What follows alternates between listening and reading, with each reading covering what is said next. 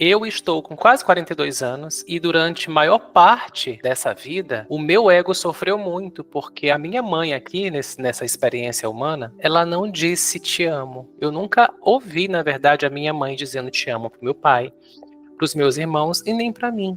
Só que como não chegou pra mim, principalmente na infância, fez muita falta. Bem-vindos mais uma vez. Hoje a gente chega ao nosso 7º encontro. Nos 2 vídeos anteriores a gente se dedicou exclusivamente para falar sobre o ego.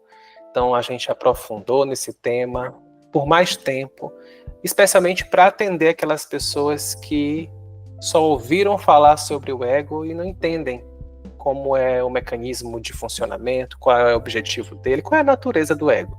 Então, para atender as pessoas que são iniciantes na jornada de autoconhecimento, a gente se debruçou um pouco mais, mastigou um pouco mais esse tema para introduzir o de hoje.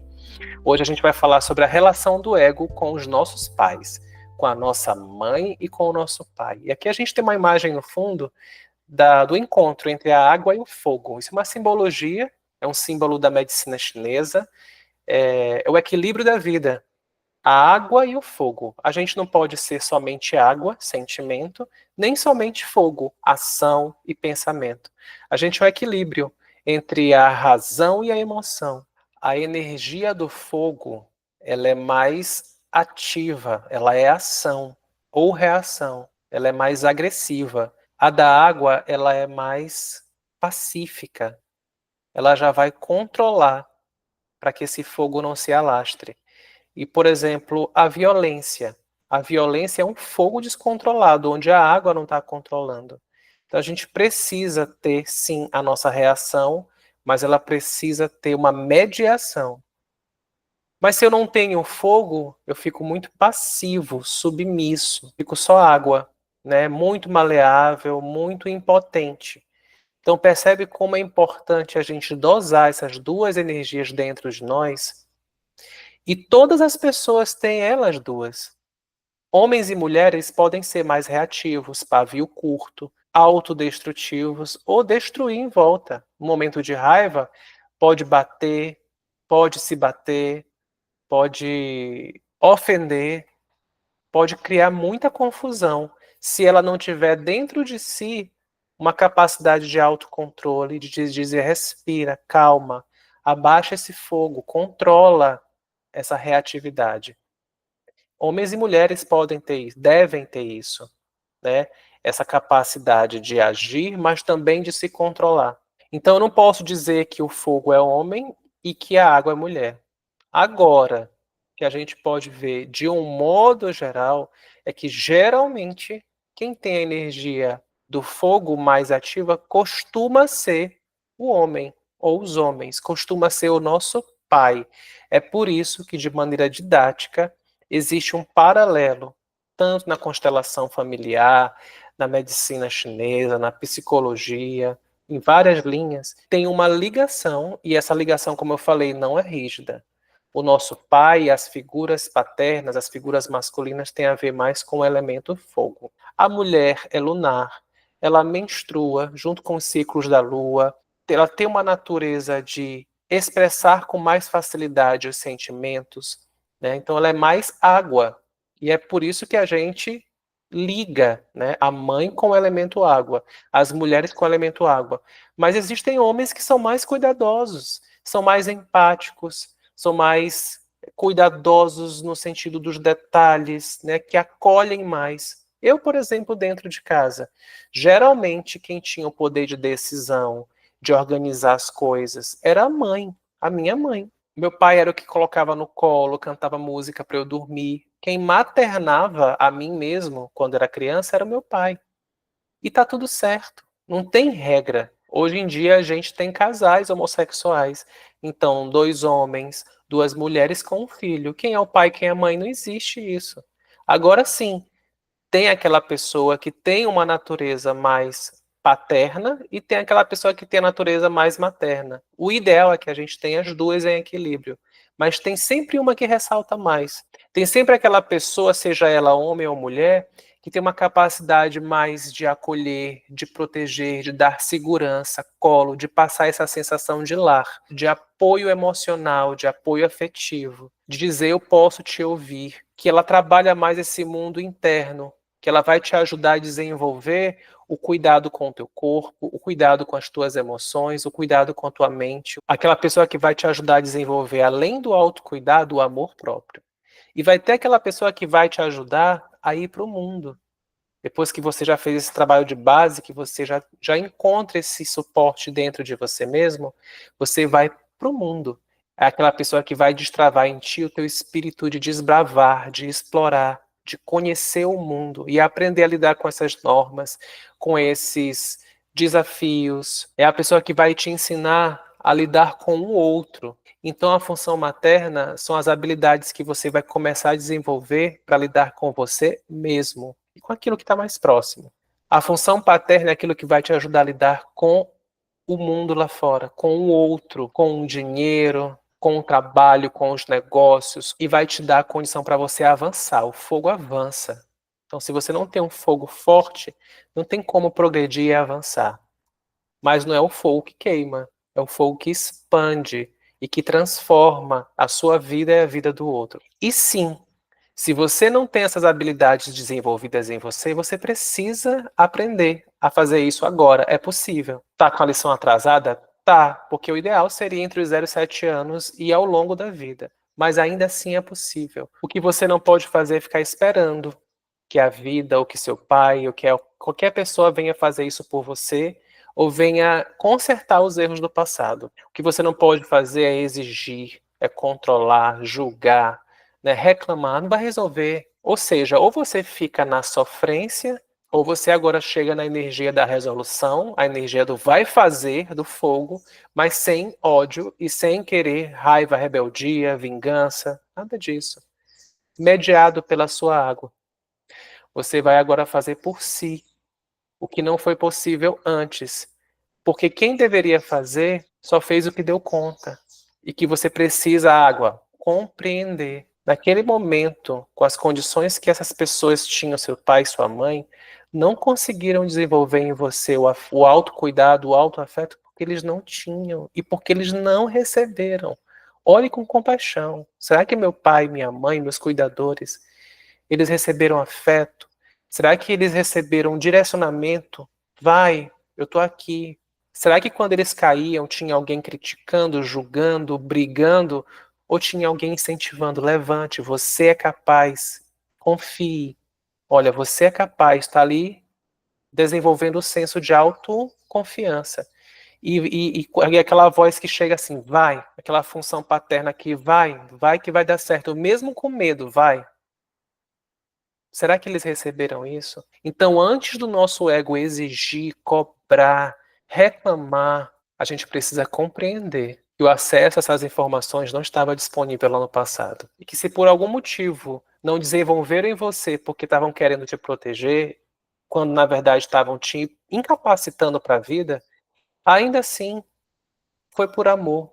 Ainda que um amor mais infantil, mais cego, mas que, de novo, ou você estaciona e paralisa, olhando para o problema, e quem olha para o problema não olha para a solução, ou você olha para a solução e vai se levantar disso para superar tudo isso e organizar de uma vez por todas, ou pelo menos começar a fazer isso a partir de agora.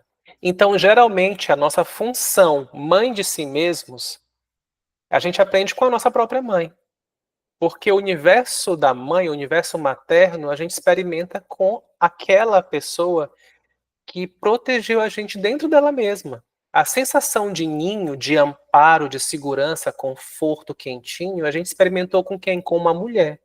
É por isso que a gente acredita, ou a gente considera que a função materna, que é cuidar, proteger, dar segurança, colo para a gente mesmo e para as pessoas, tem ligação com a mãe. Porque a gente experimentou isso pela primeira vez no útero da nossa mãe. A primeira sensação de lar, de família, isso é função materna e a gente experimentou com uma mulher.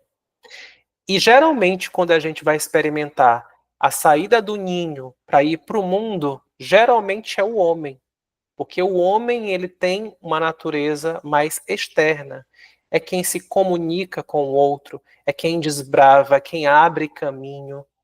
Não estou dizendo que mulheres não possam fazer isso. Pode e devem. Porque quando a gente vai fazer a organização da base da nossa vida, olhar para o passado e organizar os nossos conflitos emocionais, a gente vai ver que muito da nossa dificuldade em tomar decisões, se expressar, voar, conseguir o nosso espaço no mundo, progredir e avançar, tem ligação com a ausência paterna. Seja porque essa pessoa estava ausente, se fez ausente, seja porque ela não teve isso desenvolvido, ela não recebeu de um homem ou de uma mulher. Não estimularam nessa pessoa esses recursos. Então não tinha como ensinar pra gente. Ou seja, porque essa pessoa, para nos proteger ou super proteger, fez. Fez e não ensinou pra gente. Ou seja, entregou o peixe e não ensinou a gente a pescar. E não importa quais sejam as possibilidades, se a nossa função paterna de nós mesmos, esse ir para a vida e enfrentar os medos, enfrentar o desconhecido, sair da zona de conforto do universo da mãe, do universo materno, do universo feminino, cabe a nós desenvolver.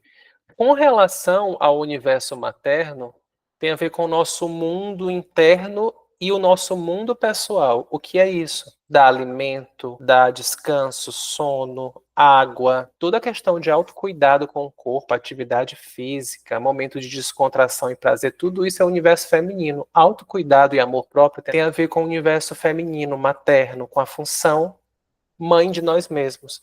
Além do corpo físico, o próprio corpo emocional e mental. A nossa capacidade de gerenciar as nossas emoções. Estou triste, eu vou sim chorar, eu vou dar vazão para isso, não vou reprimir. Expressar qualquer emoção e trazer palavras de apoio, palavras de afirmação, tudo isso trazendo para nós essa sensação de amparo, passando para a gente segurança.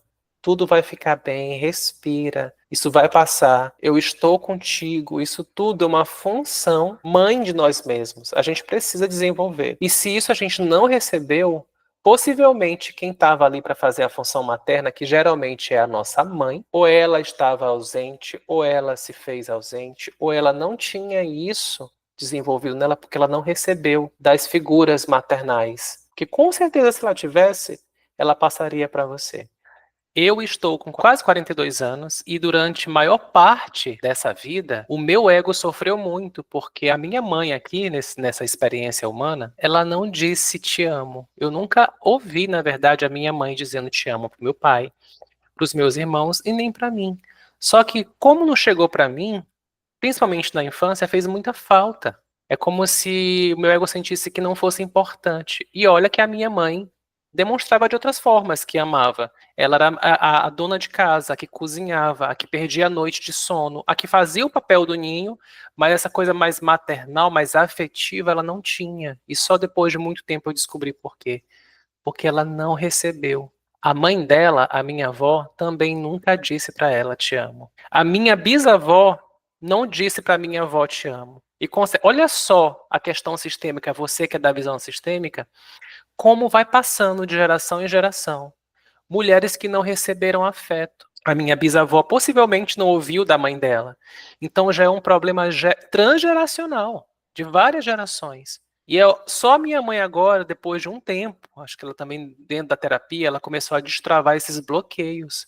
Para você ver como é difícil. Eu não tinha como exigir da minha mãe que ela falasse te amo, porque ela não conseguia. E não é porque ela não me amava, é porque ela não recebeu. Isso não foi desenvolvido. Olha só como isso é forte. E eu falava para minha mãe, mãe, eu te amo, eu te amo. Durante um tempo eu falava esperando, mas depois de um tempo eu senti que era um desrespeito, era uma limitação dela. E até diminuí de falar, eu dava um cheiro, um abraço, um carinho. Minha mãe hoje está lá, morando longe, está a 2.000 quilômetros de distância daqui de onde eu estou. Sinto saudade demais e honro. Ela, inclusive, assiste os meus vídeos. É a primeira a assistir, a curtir, comentar. E eu sei o quanto ela me ama. Então, o que eu quero dizer para vocês é que os nossos pais não nos devem nada. Sua mãe não te deve nada, porque ela só deu o que foi possível, o que ela deu conta. Se você sobreviveu, pelo menos ao parto, mesmo que a tua mãe tenha tentado te abortar, de alguma forma ela arriscou a vida para você nascer. Então só por isso. você tem que ser grato e grata. Você está tendo uma segunda chance para ressignificar. Tem muito crescimento por trás dessa dor toda, ou de qualquer outra dor, tá? Ou então ela fez tudo por você ao ponto de não te ensinar a fazer por si. É aquela mãe super protetora, é aquela mãe que diz assim, meu eterno bebê, e ela não te ensinou a ser independente, autônomo ou autônoma. E quando uma mãe ou um pai impede que o filho desenvolva em si a função água, fogo, a função mãe e pai de si mesmos, ou qualquer figura parental, qualquer cuidador, homem, mulher, qualquer pessoa, um ou outro, ou os dois, incapacitam essa pessoa para ir para a vida. Se o meu mundo interno ele precisa de mais cuidados, eu vou buscar ajuda, terapia, autoconhecimento e vou ver também se eu tenho questões com a minha mãe para curar. E da mesma forma, se o meu mundo externo, se a minha dificuldade de interagir com esse mundo, de ir para ele, de avançar, progredir, conquistar e compartilhar, se eu não estou compartilhando com o mundo os meus conhecimentos, o meu servir, e eu estou indo para esse mundo só para ter algo para mim, egoísta,